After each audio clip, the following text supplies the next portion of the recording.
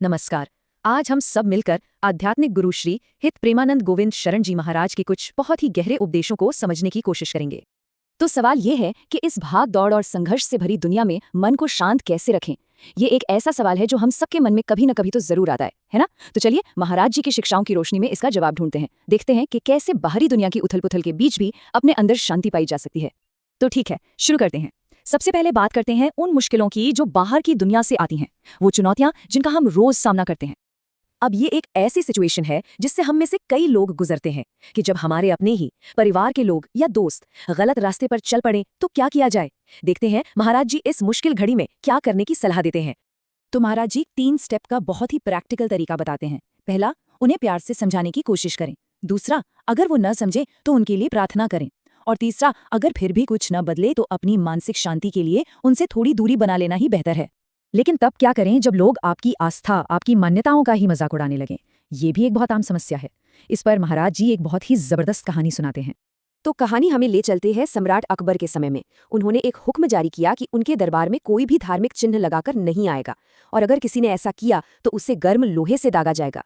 सोचिए, एक तरफ राजा का हुक्म और दूसरी तरफ एक इंसान की आस्था। लेकिन दरबार में एक दरबारी थे, मधुकर शाह।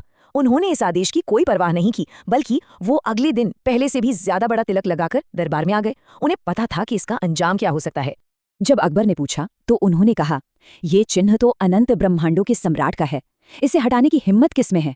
उनके इस साहस और गहरी आस्था को देखकर अकबर का नजरिया ही बदल गया। जो एक धमकी थी वो सम्मान का पल बन गई। तो ये तो हुई बाहर की दुनिया की बात। अब जरा अंदर चलते हैं। हमारे अपने मन के अंदर जो लड़ाई चलती है उस पर बात करते हैं, जो अक्सर सबसे मुश्किल होती है। अक्सर ऐसा होता है ना कि किसी दिन तो भक्ति में खूब मन लगता है और किसी दिन बिल्कुल भी नहीं। महाराज जी कहते हैं कि ये हमारी कोई कमी नहीं है, ये तो प्रकृति की कुछ ऊर्जाओं का खेल है जो हमारे मन पर असर डालती हैं।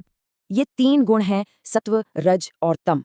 जब सत्व गुण हावी होता है तो मन में शांति होती है, स्पष्टता होती है और भक्ति में मन आसानी से लगता है। जब रजगुण बढ़ता है तो मन में बेचैनी, जुनून होता है और हम मान सम्मान के पीछे भागते हैं। और जब तम गुण का असर होता है तो बस आलस, गुस्सा और नींद आती है। तो हमें अनुशासन से अभ्यास करके रज और तम के प्रभाव से ऊपर उठना होता है।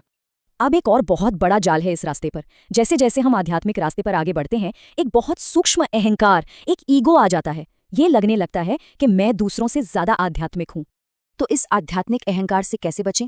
इसके लिए 3 उपाय बताए गए हैं। पहला, महान भक्तों के जीवन और उनके नामों का स्मरण करें। दूसरा, हर किसी में ईश्वर का अंश देखने की कोशिश करें। और तीसरा, हमेशा विनम्र रहें। ये याद रखें कि जो भी काबिलियत हमारे पास है वो हमारी नहीं, ईश्वर की कृपा है। और जानते हैं ये अहंकार आता कहाँ से है? ये आता है अविद्या से। अविद्या का मतलब है एक बुनियादी अज्ञान, जहां हम इस अस्थायी शरीर को ही अपना असली शाश्वत स्वरूप मान लेते हैं। महाराज जी के मुताबिक हमारे सारे दुखों की जड़ बस यही एक गलतफहमी है। तो हमने समस्याएं समझ ली, बाहर की भी और अंदर की भी। अब बात करते हैं समाधान की, आगे के रास्ते की। हमें खरगोश नहीं, कछुआ बनना है। ये रास्ता कोई 100 मीटर की दौड़ नहीं है।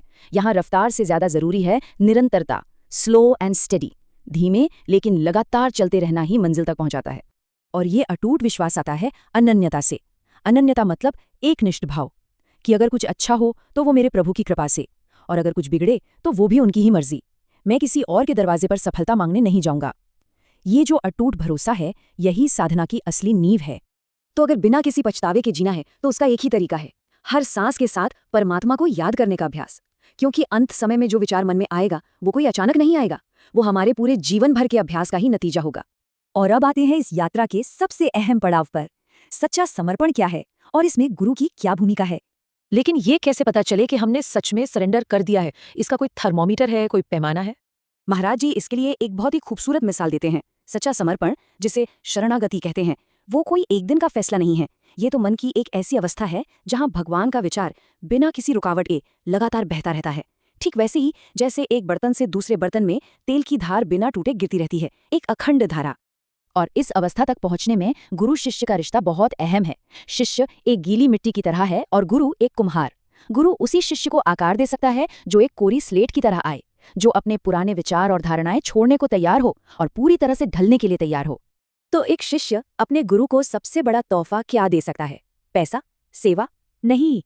सबसे बड़ा तोहफा है अपना मन। अपने मन को, अपने विचारों को, अपने कर्मों को पूरी तरह से गुरु के मार्गदर्शन में सौंप देना। तो इन उपदेशों से हमें एक रास्ता तो दिखता है, लेकिन असली सफर तो अब शुरू होता है। हर सांस एक नई शुरुआत है।